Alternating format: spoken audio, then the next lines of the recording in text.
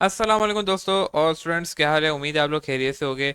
जैसे कि आपको मालूम है कि हमारा लेक्चर नंबर लास्ट लेक्चर के अंदर जो था हमारा, उसके अंदर हमने जो है कंटेंट नंबर्स पढ़े थे और साथ में रेडियो एक्टिविटी को एक बार दोहराया था एक तरीके से, क्योंकि हम पहले लेक्चर के अंदर भी कर चुके थे इन चीज़ों को।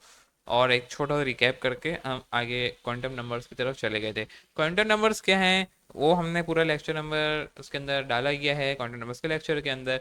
और क्वांटम नंबर्स का लेक्चर कंटिन्यू एक तरीके से देखा जाए, क्योंकि इलेक्ट्रॉनिक कन्फिग्रेशन उसी की बेस पे आपको करने आएगी अगर आपने क्वांटम नंबर्स अच्छे समझे हुए होंगे।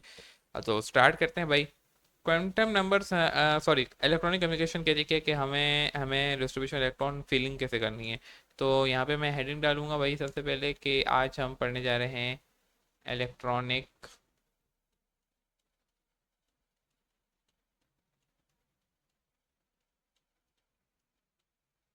कन्फ्यूगेशन।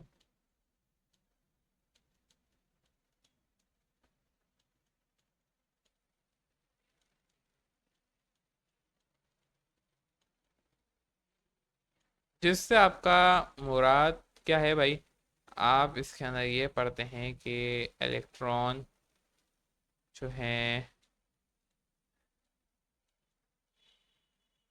फिल कैसे होते हैं, इलेक्ट्रॉन फिलिंग। ठीक हो गया। इलेक्ट्रॉन फिलिंग के ऊपर हम बात करने जा रहे हैं। अब मिसाल के तौर पे आपको दे दिया जाता है N1। अब आपको मालूम है कि N1 है और साथ में L0 है और साथ में L है, सही है, L0 है। साथ में है आपके पास एक 2 और सी बुनियाद आपको निकालना है। 2, सही है, यहाँ से मैंने ब्रैकेट ओपन किया, 2L+1। आपको हर चीज़ मालूम है यहाँ पे कि ऑर्बिटल कैसे फिट करते हैं और इलेक्ट्रॉन की फीलिंग क्या होगी। तो इस बुनियाद पे आपको मालूम चल जाता है कि ये N1 होगा, S2 होगा। ठीक है, ये आपको पता चल गया। कैसे पता चला? N1 था। जब N1 होता है तो L यानी जिसे हम शेप कहते हैं, S होती है। और जो उसका शेप सर्कुलर होता है और उसके अंदर 2 इलेक्ट्रॉन आते हैं। कैसे पता चला? इस फार्मूले के जरिए। ठीक हो गया। अब इससे आपको ये मालूम हुआ कि जो आपका 1 है वो तो बराबर हो गया इनके। ठीक है। L बराबर जो S है उससे मालूम होता है कि वो आपका क्या है, S है। और जो आपके पास ऊपर 2 आ रहा है रूट के अंदर, इसे मालूम होता है, बल्कि मैं इसको यहीं पे अगर लिख दूँ, इन्हें हटा दें 1 मिनट के लिए भाई, तो बड़ा करते हैं ताकि ये चीज़ यहीं पर है। यानी मालूम ये हुआ जो 1 है वो तो आपका N है, जो आपका S है वो आपका L है। सही है। और ये जो आपका 2 है, ये इलेक्ट्रॉन फिल है कि इसमें इलेक्ट्रॉन कितने फिल होंगे।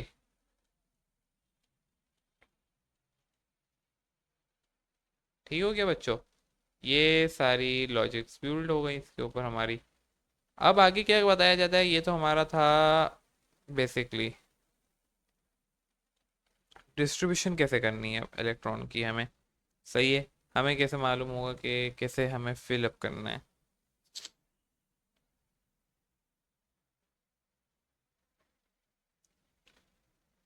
Okay, once a minute.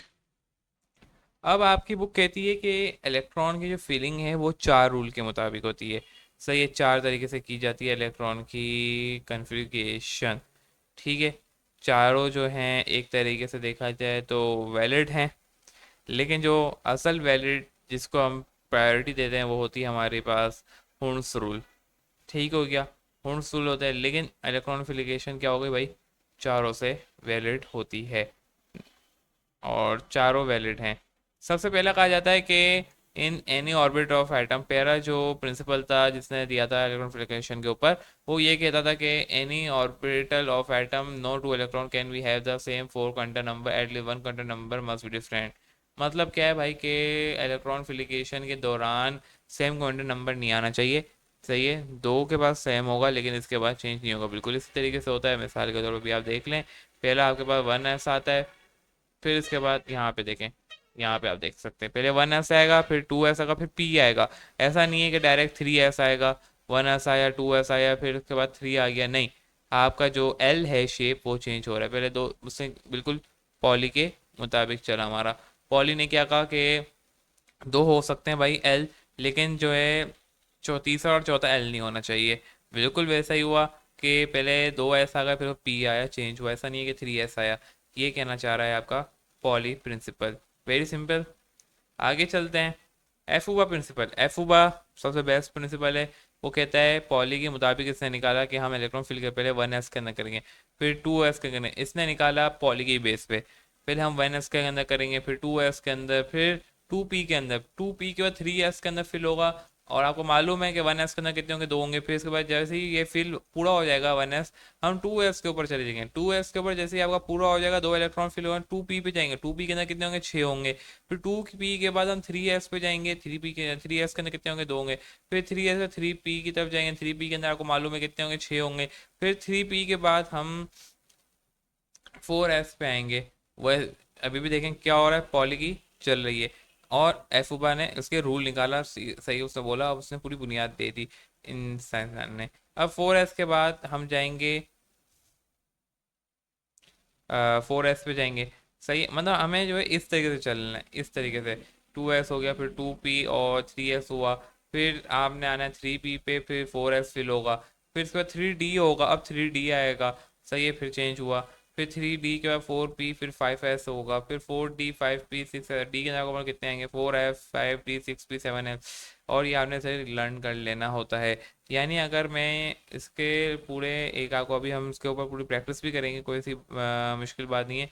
मिसाल के तौर पे अभी हम यहीं पे इसी के ऊपर हम करेंगे। एक एग्जांपल दी गई है, तो बोल रहा है कि आपके पास जो एस है सल्फर जिसे हम कहते हैं, जेड है 16।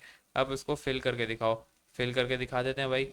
मिसाल के तौर पे मेरे पास एक आ रहा है एग्जाम्पल, एस है जिस सल्फर जिसे हम कहते हैं, उसकी जो हमारा एटॉमिक नंबर है वो है 16। सही, यानी इलेक्ट्रॉन जिसे हम कहते हैं सेट हो गया। थोड़ा मिटाते हैं, सही तरीके से लिखते हैं भाई।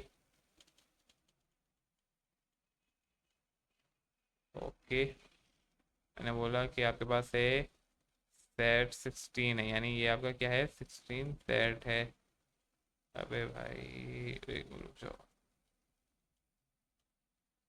सेट जो है यानी हमारा इलेक्ट्रॉन नंबर है 16। अब फिल करके दे दो भाई। वेरी सिंपल है, मैंने बोला आपको रूल याद होने चाहिए, वो आपने याद कर लेने हैं। अगर आपने वो याद कर लिए तो आपसे फिल हो जाएगी। पहले आएगा 1s, ठीक है, पॉलीगॉन, इसके अंदर दो आ गए, ठीक है। फिर 2s आएगा, 2s के अंदर भी आपके दो आ गए। फिर इसके बाद आपको हमारा 2p6 आएगा, कितने होगा, 10 फिल हो गए, 6 बाकी हैं। फिर मैंने बोला आएगा 3s2, ठीक हो गया। फिर इसके बाद आएगा आपके पास कितने हो गए भाई, अभी यहाँ पे दो, दो चार 10, 12। अब कितने रह गए, चार रह गए। तो मैंने बोला 3p4, ये इसका आंसर है आपके पास। सही हो गया, इस तरीके से फिल अप होगा, 4 आ गया। अब क्योंकि फिल हो गया तभी यहाँ पे 4 फिल हुए, आखिर के दो बच गए। यहाँ पे आए, इसी तरीके से हुआ, ये देख सकते हैं। बाकी आपने दो की प्रैक्टिस कर लेनी है। आगे चलते हैं भाई।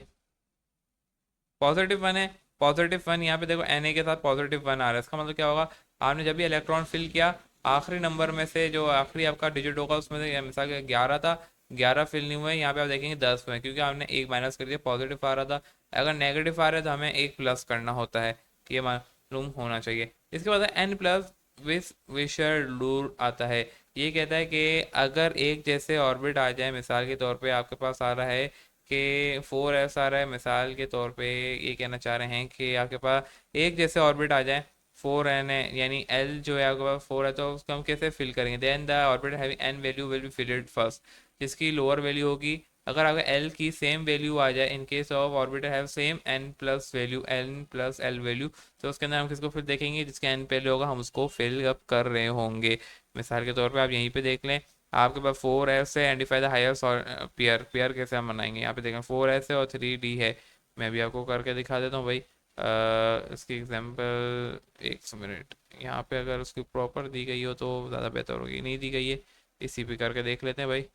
कोई इतनी मुश्किल बात नहीं है। मेरे पास एक आ जाता है कि कहा जाता है कि एक मिनट, 4s ऑर्बिटल है यहाँ पे, वैल्यू सही है, फिर फर्स्ट सही है, वेरी सिंपल। ये देखें, मैं कहता हूँ यहाँ पे एक n है, n इज इक्वल टू 4 है, और उसके साथ l है, वो आपके पास 0 है। एक और n है, वो उसके साथ है 4, और l है क्या बोलते हैं 0, और ये 3 होगा, चलो ये 3 हो गया आपका। एक और n है, वो है आपके पास 1, और l तो हो गया आपके पास 2।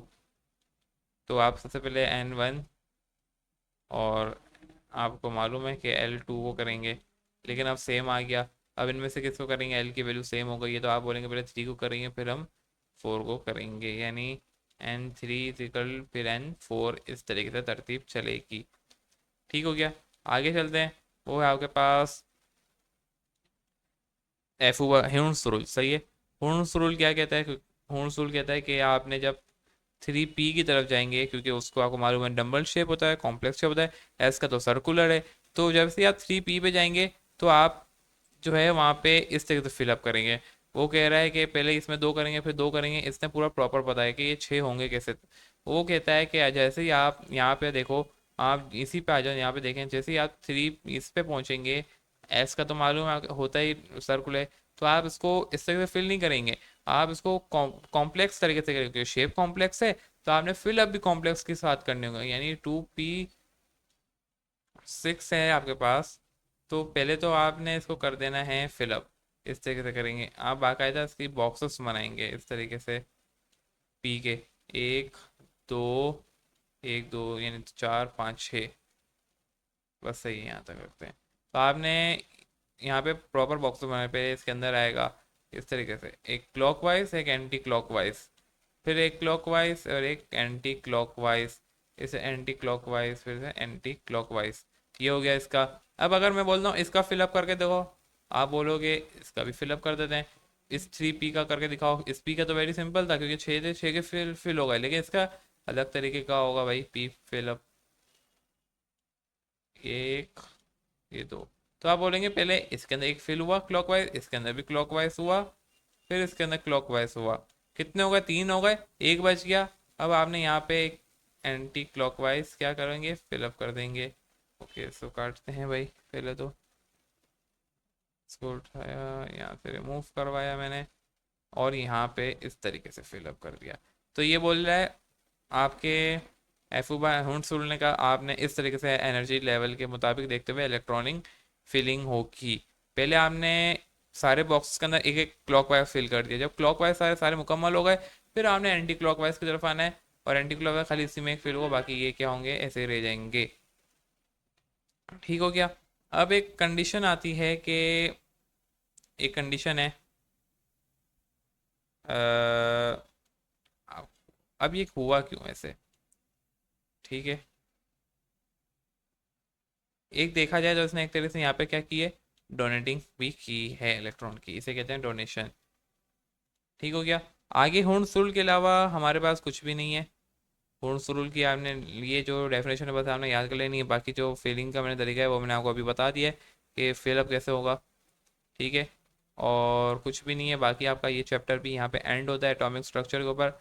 इसकी आपने अच्छे से प्रैक्टिस करनी है कि ऑर्बिट्स की, मैंने ऑर्बिट्स आपको बनाना सिखा दी, हर चीज़ आपको बता दी, 1s2, ये सारी चीज़ें आपको यहाँ पे कवर अप करवाई हैं। अगर आपने इन 2 लेक्चर्स को देख लिया, आपके एटॉमिक स्ट्रक्चर का बहुत ही अच्छा तैयारी हो जाएगी, क्योंकि मोस्ट इंपॉर्टेंट टॉपिक्स थे जो मैंने आज आपको करवाए हैं, इसके बहुत अच्छे एमसीक्यूज भी बन के आते हैं, बहुत सारी चीज़ें इससे कवर अप होती हैं, तो आपने इसको बहुत ध्यान देना है, हल्का नहीं लेना। तो मिलते हैं एक नेक्स्ट वीडियो के अंदर एक नए चैप्टर के साथ, एक नए अंदाज के साथ। टिल देन, अल्लाह हाफिज़।